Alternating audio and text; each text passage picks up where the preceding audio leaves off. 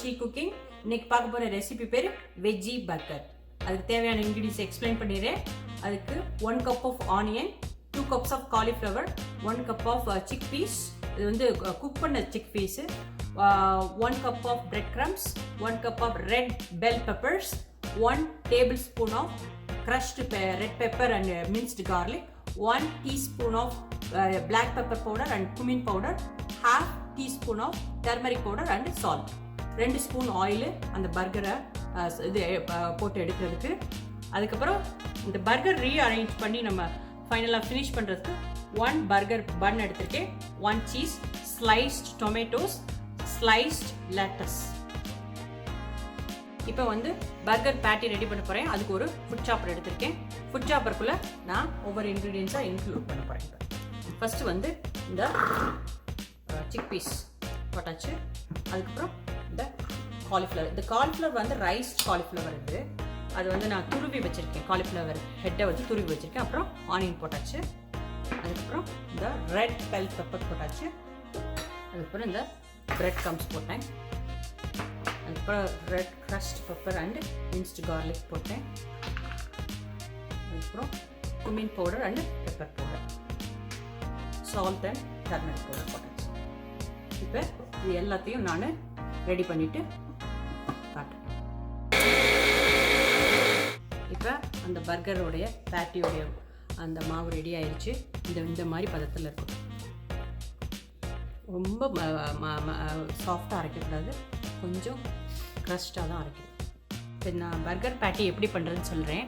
ஒரு 1/4 கப்பு இந்த மாதிரி மெஷரிங் கப் எடுத்து கொஞ்சம் உள்ளே எண்ணெய் தடவிக்கணும். அதுக்கப்புறம் இந்த இது பர்கர் பண்ணுற அந்த மாவு அரேஞ்ச் பண்ணி வச்சுக்கோங்கள, அதை எடுத்து இப்படி நல்லா பண்ணி இதை வந்து இந்த மாதிரி பண்ணணும். பண்ணிவிட்டு ஒரு லைட்டாக கையை வச்சு இப்படி அமுக்கணும். இன்னொன்று பண்ணி காட்டுறேன் உங்களுக்கு. ஒரு 1/4 கப்பில் கரெக்டாக அதை எடுத்துட்டு இப்படி பண்ணி இது ஃபுல்லாக ஒரு அமுக்கிறோம். அவ்வளோதான். ஒரு பட்டர் பேப்பரில் ஒரு ஆயில் போட்டு வச்சுக்கிட்டா நல்லாயிருக்கும்.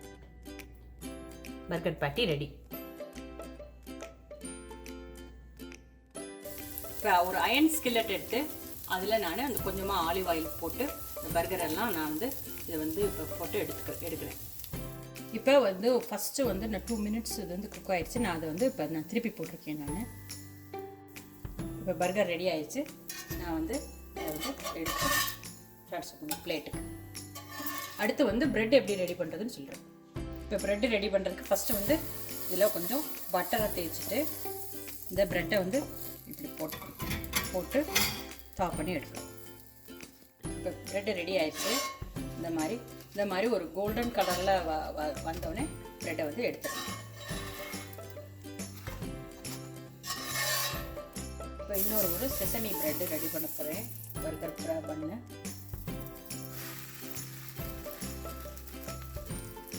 இப்போ 1 minute இந்த ப்ரெட் ரெடி ஆகிடுச்சு. எப்படி ஓப்பன் பண்ணி காட்டுறேன். இப்போ வந்து பர்கரை வந்து எப்படி வந்து அரேஞ்ச் பண்ணி பண்ணுறதுன்னு சொல்கிறேன். இந்த ரேஞ்ச் கொஞ்சம் ஊற்றுனேன். உங்களுக்கு என்ன சாஸ் பிடிக்குதோ அது போட்டுக்கலாம். இது வந்து ரேஞ்ச் போட்டு பண்ணுறேன். இதை வந்து ஹாட் சாஸ் போட்டு பண்ணுறேன்.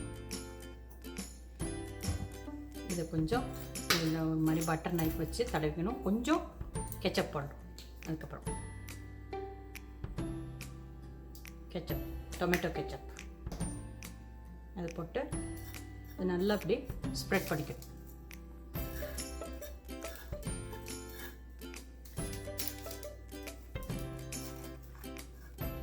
இந்த பர்கர் பண்ணு இல்லாதவங்க வந்து ப்ரெட்டே யூஸ் பண்ணிக்கலாம். அப்புறம் இந்த பர்கரை இப்படி ஓகே. அதுக்கப்புறமா இந்த சீஸை இப்படி வைக்கணும். சீஸ் வந்து ஆப்ஷனல் தான், தேவைப்பட்டால் வச்சுக்கலாம். அதுக்கப்புறம் இந்த டொமேட்டோவை வைக்கணும். அதுக்கப்புறம் இந்த லெட்டஸ் எவ்வளோ தேவைப்படுதோ அவ்வளோக்கு வைக்கலாம்.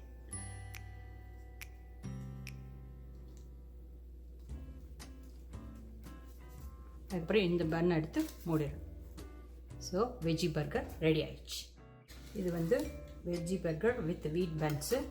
இது வந்து veggie burger with sesame seed bun.